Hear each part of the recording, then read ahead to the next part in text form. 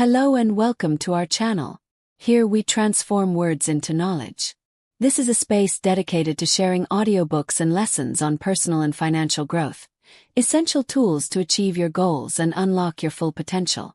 If you haven't already, I invite you to subscribe and turn on the notification bell so you don't miss out on more inspiring content. Today we'll talk about a classic of personal development, The 7 Habits of Highly Effective People, written by influential author Stephen R. Covey. Since its publication in 1989, The 7 Habits of Highly Effective People has sold more than 40 million copies and has been translated into more than 40 languages. This book is not only a self-help guide, but also a practical manual used in companies, educational institutions, and leadership programs around the world. Stephen Covey not only wanted to inspire people, but to transform the way we work and live. His approach based on universal principles remains relevant decades later. Stephen Covey defines a habit as the intersection of 3 elements: knowledge, skill, and desire. That is, knowing what to do, how to do it, and wanting to do it. This book guides us through 7 fundamental principles that can transform the way we think, work, and relate to others. Ready to begin this fascinating journey toward effectiveness? Let's go with the first habit. Habit 1. Be proactive. Proactivity is the key to taking control of your life. Stephen Covey introduces us to the concept of proactivity as the ability to take responsibility for our own actions, thoughts, and emotions. It is the power to choose how we respond to external circumstances rather than simply react to them.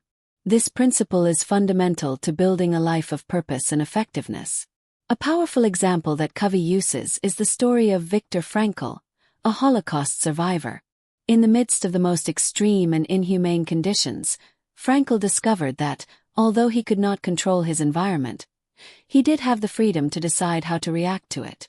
This example illustrates that, between stimulus and response, there is a space. And in that space lies our ability to decide, grow, and be free. Proactive people versus reactive people. Covey distinguishes between 2 types of people. Reactive people. These people blame external factors such as the weather, the economy, or the actions of others for their problems. Their focus is on the circle of concern, what they have no control over.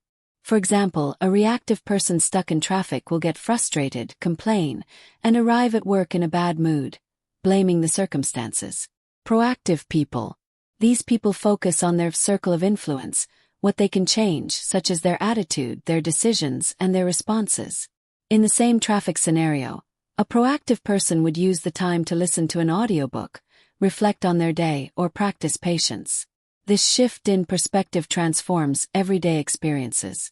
How to apply proactivity in your life. Covey suggests that you start by evaluating your internal and external language. Reactive people often say things like, "I can't do anything. It's their fault. That's just me." Proactive people, on the other hand, adopt the language of responsibility and action. "I can choose my response. What can I do about it? I'm going to try. Let's do an exercise." Identify a challenging situation. Think about something that worries you and ask yourself, what is within my control to change it? Make an action plan. Define specific steps you can take to influence the situation. Reflect on your responses. For a week, notice when you react negatively and look for ways to respond proactively. I leave you with a thought. Imagine how your life would change if you took control of your emotions and decisions. No matter what happens around you, you always have the option to choose how to respond. Proactivity not only frees you from frustration, but empowers you to build a fuller and more meaningful life. Ask yourself, what small change can I make today to be more proactive? Habit 2. Begin with the end in mind. Imagine the destination before you begin the journey. In this habit, Stephen Covey invites us to reflect on how we want to be remembered and what our legacy will be. It is a call to have a clear and defined vision of our goals and values before taking any action. This habit teaches us that it is not just about achieving goals, but about making sure those goals are aligned with what really matters in our lives. Visualizing our legacy. Covey proposes a powerful exercise. Imagining our own funeral. Reflect. What would you like your loved ones to say about you? What impact do you want to have left on your friends, family, and colleagues? What values would you like to define your life? This exercise may seem uncomfortable, but it helps us identify our priorities and align our actions with those ideals. The importance of a personal mission. The author emphasizes the creation of a personal mission, a statement that acts as a compass in decision-making. This mission allows you to stay focused even in times of uncertainty or distraction. For example, if your mission includes integrity and personal growth, your decisions will always seek to reflect these values, even when they are difficult to make. Being busy doesn't always mean being effective. Covey warns about the danger of living a busy but empty life. Many people invest their energy in urgent but irrelevant tasks, quickly climbing a ladder, only to realize it is leaning against the wrong wall. Practical example. Imagine you are saving money. Without a clear purpose, you could spend your savings on something fleeting. But if you start with an end in mind, you could use that money to achieve meaningful goals, such as a life-changing trip, investing in education, or ensuring the well-being of your family. The Life Goal Matrix. To find balance, Covey introduces 4 key areas. Economic work. How you contribute to society and develop professionally. Family. The quality of your closest relationships. Social. Connections and contributions to your community. Personal. Your inner growth, well-being, and spirituality. A balanced life involves working in all of these areas, prioritizing what brings meaning and fulfillment. Connection with the first habit. This habit connects directly with the first. Be proactive. Take control of your actions. Start with an end in mind. Define where you want to direct that control. Let's reflect. Take a few minutes to imagine what you want your life to be like in 5, 10, or 20 years. What values will guide you? What goals will be your priority?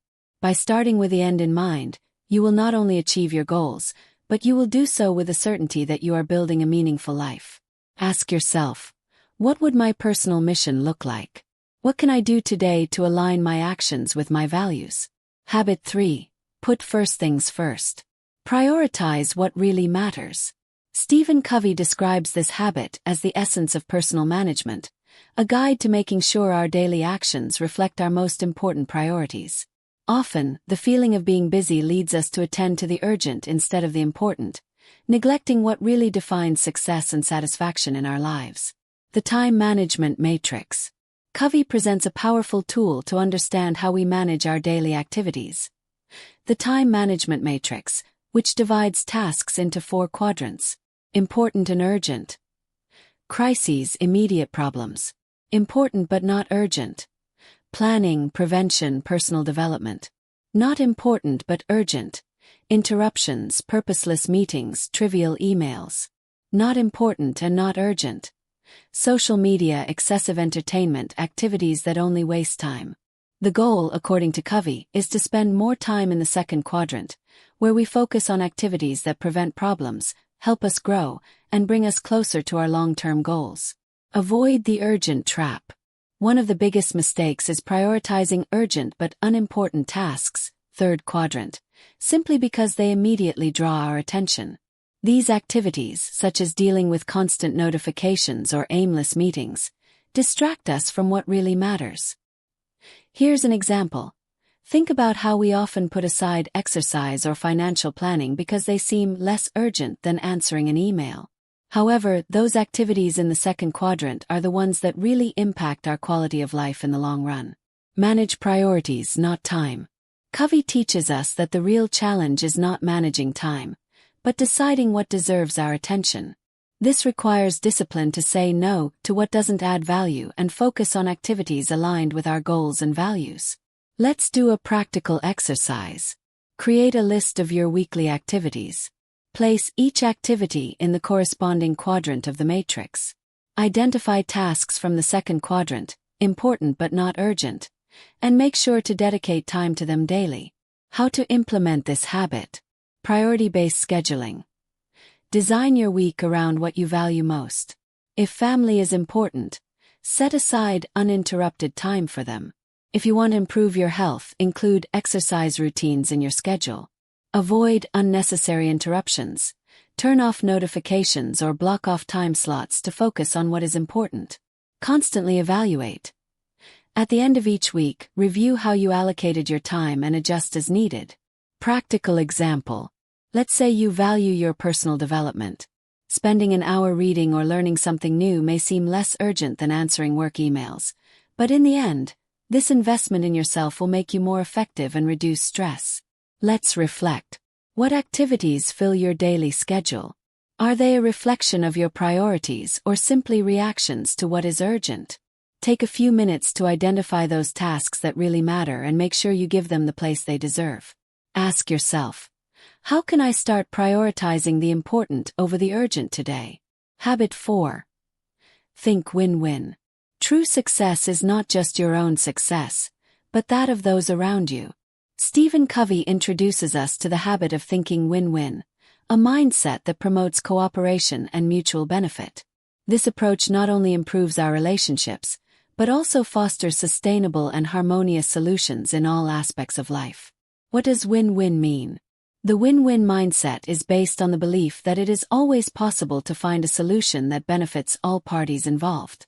It is not about giving in or over-compromising, but about seeking agreements where everyone comes out stronger. Covey contrasts it with other common mindsets. Win-lose, I win, you lose. Based on competition, this mindset can create resentment and damage long-term relationships. Lose-win, I lose, you win. Many people adopt this stance out of fear of conflict, but constantly sacrificing our needs creates frustration. Lose-lose. A scenario where both parties lose due to stubbornness or unwillingness to collaborate. Win-win or no deal. The ideal stance, according to Covey, is to seek a win-win solution. If this is not possible, it is better not to reach an agreement than to compromise the values of either party. How to apply win-win thinking. 1. Change your mindset. Adopt an abundance perspective. Recognize that life is not a competition with limited resources. Others' success does not detract from your own. 2. Listen actively. Understanding the other party's needs and desires is essential to finding solutions that benefit everyone. 3. Be creative. Often the best solutions require thinking outside the box. A practical example. Job negotiation. Imagine that you are asking for a salary increase. Instead of focusing only on your needs, adopt a win-win perspective. How can your performance benefit the company?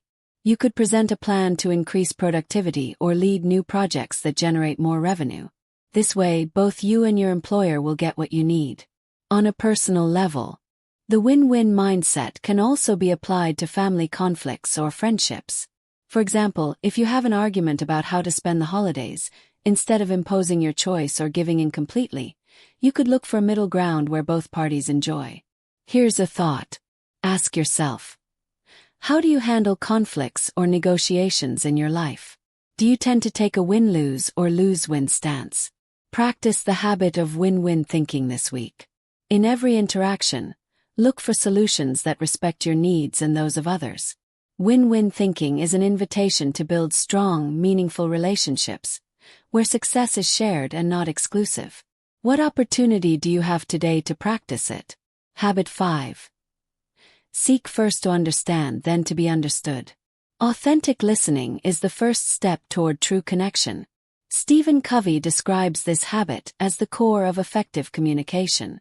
In a world where most people listen to respond, he challenges us to listen to understand. This difference, though subtle, radically transforms our interactions, allowing us to build stronger relationships and avoid misunderstandings. What does it mean to listen with empathy? Listening with empathy involves putting ourselves in another person's shoes and seeing the world from their perspective. Covey highlights that most of us listen selectively or filter the other person's words through our own experiences, prejudices, or emotions. This leads us to assume, judge, or interrupt, rather than truly understand. Reactive listening. This is the most common, where we are just waiting for our turn to speak. Empathetic listening. This goes beyond words. It pays attention to feelings, intentions, and context. Diagnosing before prescribing. Covey uses a medical analogy. A good doctor does not prescribe medication without first understanding the patient's symptoms. In the same way, in our relationships we should listen before offering advice or solutions. Here's a practical example. If your partner or a friend is upset, instead of automatically saying, "It's not that bad," or trying to solve the problem, ask them, "How are you feeling?" Or "What's bothering you the most?" Not only does this validate their emotions, it creates a safe space to share. Why is it so hard to listen with empathy? Impatience. We want to get our ideas out quickly. Assumptions. We think we know what the other person is thinking or feeling without them saying it. Lack of practice. Active listening requires effort and focus, skills we don't always exercise. How to practice active listening. 1. Paraphrase. Repeat back in your own words what you've understood. This not only ensures that you understand well, but it shows the other person that you're really listening. 2. Ask open-ended questions. Ask, "How can I help you?" Or "What do you think we could do?" instead of giving quick answers. 3. Control your reactions. Avoid interrupting or expressing immediate disagreement. Listen first, respond later. Benefits of listening first. When you practice this habit, you build trust, reduce conflict, and encourage open communication. Plus, by listening first, others are more likely to be willing to understand you when you speak too. Here's an example. In a family discussion, if one member expresses frustration, you might say, "It sounds like you're upset about what happened this morning. Could you explain more so I can better understand?" Instead of escalating tension, this opens the door to a productive conversation. Here's a thought. This habit invites us to pause, listen, and genuinely connect with those around us. When was the last time you listened with empathy? Try applying this principle in your next interactions and see how the dynamic changes. Practicing empathic listening not only improves our relationships, but it also helps us become more understanding and effective people. Are you ready to try it today? Habit 6. Synergize. True strength lies in collaboration, where differences become the driver of results. Stephen Covey defines synergy as the ultimate expression of collaboration. This habit invites us to go beyond simple cooperation to enter a level where individual strengths are combined and differences are transformed into opportunities to achieve extraordinary results. What is synergy? Synergy occurs when the result of working together exceeds what each person could achieve separately. It is the principle of 1 + 1 is equal to 3 or more.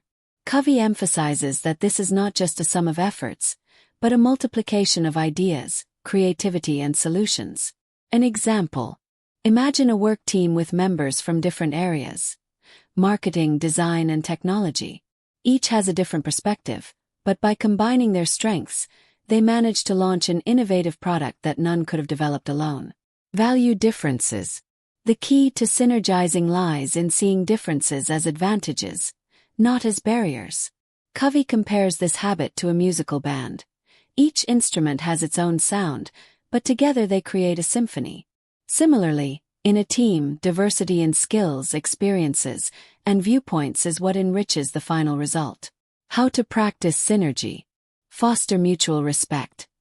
Recognize that each person has something valuable to contribute. Be open-minded. Accept different ideas as a source of learning and creativity. Seek innovative solutions. Instead of insisting on your way or my way, work to create a new solution that integrates the best of both perspectives. Obstacles to synergy. Covey warns about behaviors that block synergy. Unnecessary competition. When people see others as rivals instead of allies. Defensive reaction. Insisting on defending our position without considering other ideas. Lack of trust. When the team's contribution is not valued. Synergy in daily life. You don't need to be on a great team to apply this habit. Synergy can happen in your family, with friends, or even in everyday situations.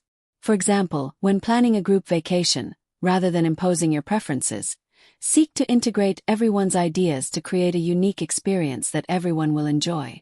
The best solution is neither yours nor mine, but the one we create together. Benefits of synergy. Greater innovation. The best ideas emerge when we combine different perspectives. More effective results. Working together amplifies the impact of individual efforts. Stronger relationships.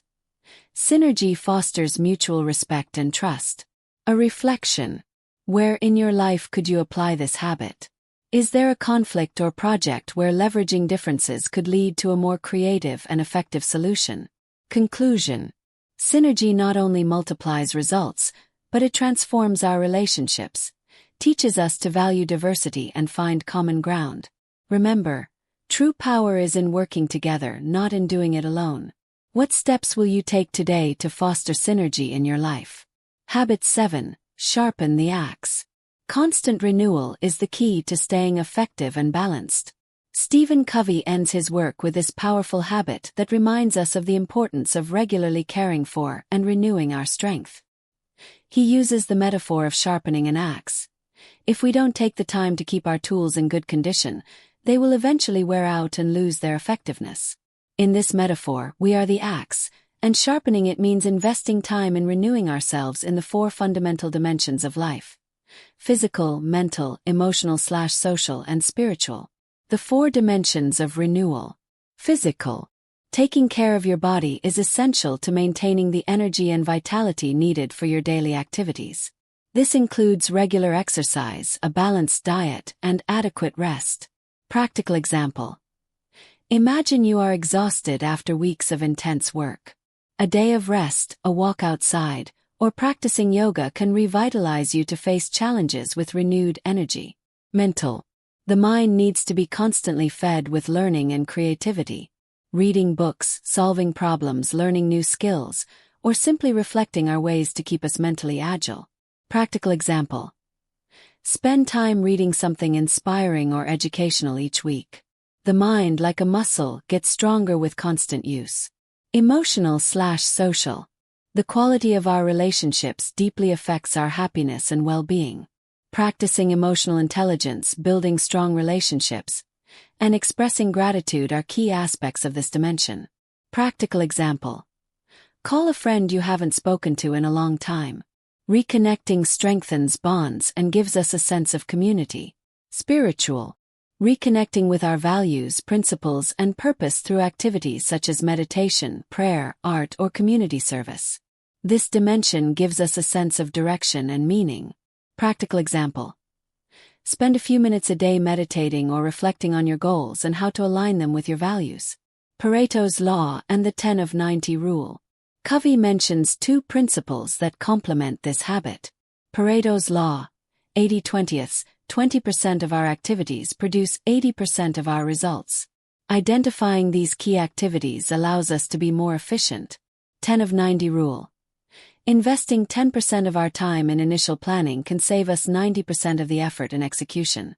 Reflection on sharpening the axe. Covey warns us that we cannot maintain effectiveness without constant balance. Sharpening the axe is not a luxury, but a necessity to continue applying the other habits in a sustainable way. A well-sharpened axe cuts better. Make a list of specific activities that help you renew each dimension of your life.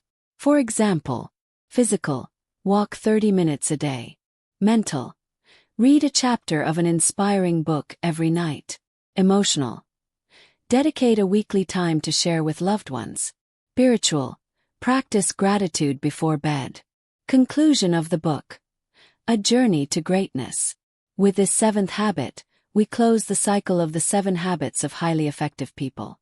This journey is not only about achieving goals, but about living a full and balanced life. As Covey says, live your life by design, not by default. A reflection. In which dimension do you feel that you need to renew your strength? Remember that every small step counts, and the implementation of these habits is a gradual process. If this analysis has inspired you, share it with someone who can benefit. Subscribe for more content like this and tell us in the comments. Which of the 7 habits will you start applying first? Thank you for joining us on this journey towards personal and professional effectiveness. See you in the next video.